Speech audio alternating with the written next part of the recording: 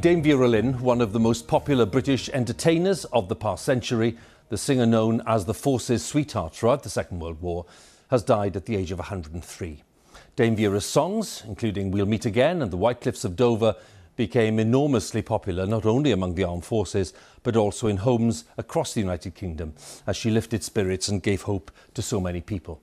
In later years, Dame Vera fought hard to win fair treatment, for example, for the war widows.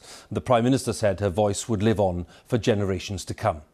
Our correspondent Robert Hall looks back at a remarkable life.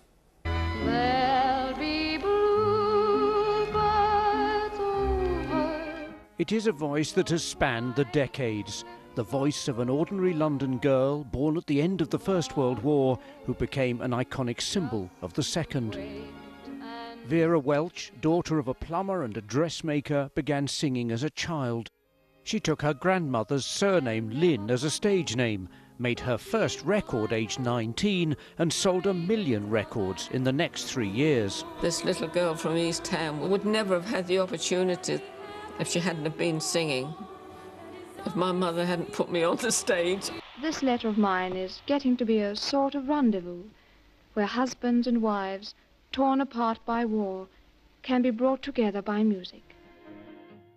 When war broke out again, Vera began broadcasting with the BBC.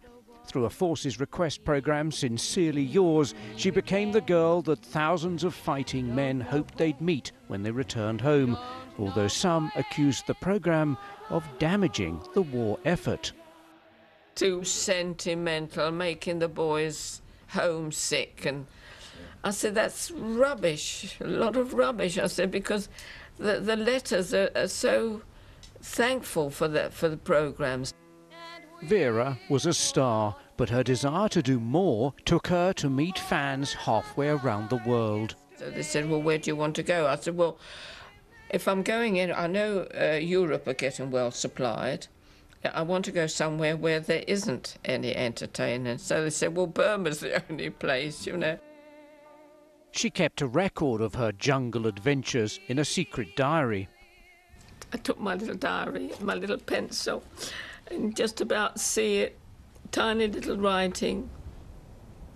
Slept on stretcher, oh yes, balanced on 2 kitchen chairs. A rotten night, I should think so. It's not being awarded you, you earned it. You earned it more. It was another 40 years before Vera Lynn received her own Burma star. By then, she was Dame Vera Lynn and as busy as ever. Am I allowed to kiss you? Yeah.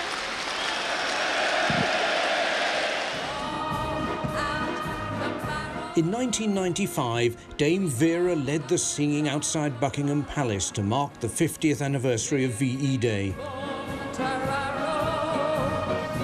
She topped the charts, aged 93, in 2010. And on her 100th birthday, she listened to the children of her old school and remembered the singing coach who she had ignored.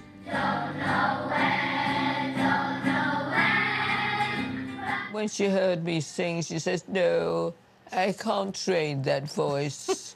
It's not a natural voice. So I said, well, thank you very much, madam, and left. Keep smiling through, just like you always do. Dame Vera was still with us this year as communities were tested by the current pandemic. A unifying spirit reflected on by the Queen during her recent, very personal message. We should take comfort that while we may have more still to endure, better days will return. We will be with our friends again. We will be with our families again. We will meet again. We meet again. Don't know where, don't know when. Vera Lynn was never happier than when she was with the veterans she still called my boys. The words that meant so much will survive long after they have left us.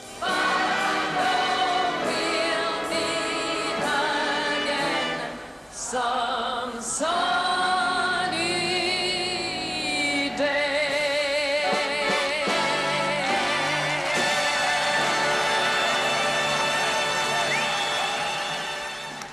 And as we saw there, Dame Vera's popularity did not fade after the war ended. Far from it. She found new generations of admirers, and no major commemoration of the Second World War was complete without her presence. Just last month, she became the oldest artist to achieve a top 40 album in the UK. And the tributes paid today have come from all over the world, as our correspondent Sarah Campbell tells us. On the 75th anniversary of VE Day, with the country in lockdown, the nation turned once again to the songs of Dame Vera Lynn. Few people have resonated through the decades in the way she managed to. She's always been there, obviously. She's my mum. And she's always been this star. The younger military element also think she's wonderful and part of them. So it's not just the older generation. Two veterans at the Royal Hospital, Chelsea, aged 90 and 73, too young to have fought in the Second World War, but to them, her songs are still special. People in the army, particularly when they're away fighting, you're lonely for home, you know, you can't forget it, sort of thing. And she was home to them. She put so much emotion and feeling into her singing. It was different. It was home for them. Yeah. So what were your immediate thoughts when you heard today that she'd died? Well, I think we're going to expect it was going to happen at some time, but I think her name will go on for a long, long time. You know, that's the way, you know, we'll always remember her. In London today, the Coldstream Guards played their own tribute to her. She was the force's sweetheart, in later life campaigning for veterans and their families, and in her younger years, fearless in her support for the troops. In tribute to her today, the Prime Minister tweeted that she'd entranced and uplifted the country in some of its darkest hours.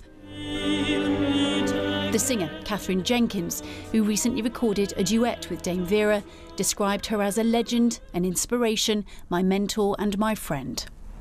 And here at home in East Sussex, she will be greatly missed. I found her a very kind, caring person who was so friendly towards everyone. Vera was a lovely person. She would be quite happy speaking to everybody. Her London roots came through very well with no airs and graces. An inspiration and a source of hope to so many. The emotion Dame Vera Lynn managed to convey never lessened. The many tributes to the force's sweetheart, Dame Vera Lynn, who's died at the age of 103.